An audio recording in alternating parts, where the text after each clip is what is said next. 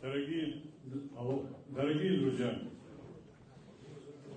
хочу для начала выразить слова признательности яхтовцам, которые в таком достаточном количестве, большом количестве пришли сегодня на нашу с вами встречу. Спасибо вам большое. Также слова огромной благодарности главе администрации села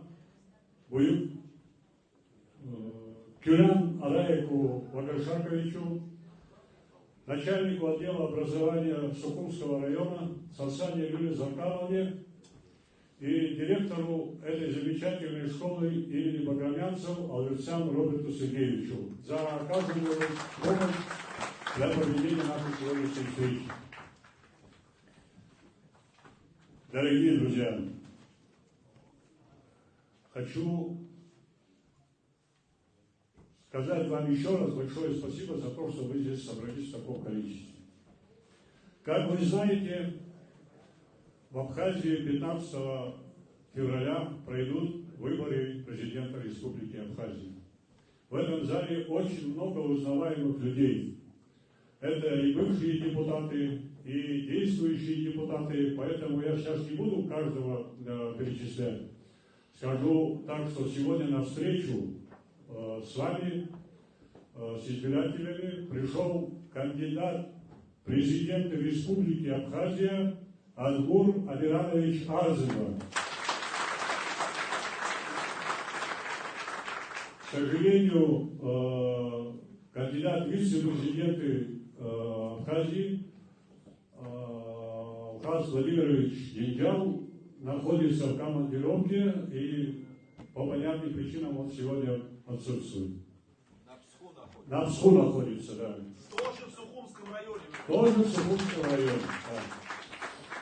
Прошу, присаживайтесь.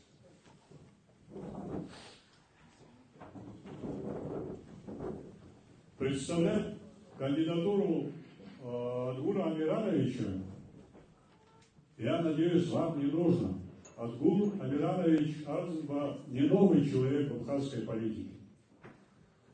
Около 5 лет этот человек возглавлял большое ведомство, нужное Министерство экономики Республики Абхазия. Был вице-премьером нашего правительства. Кандидат в вице-президенты Алхаз Владимирович Деньджал был депутатом абхазского парламента того созыва.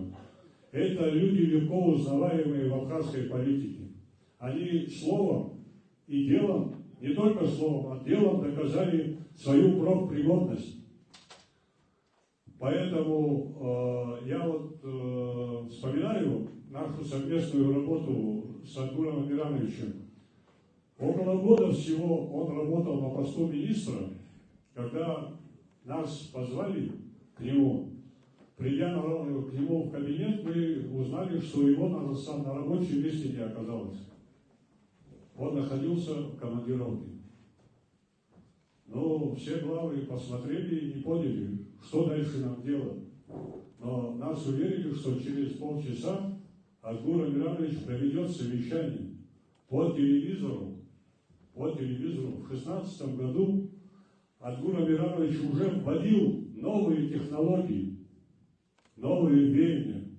Где бы он ни находился, он держал руку на пульсе, не отпускал то, что должен был делать министр экономики. Это вот показательно. После этого прошло 9 лет.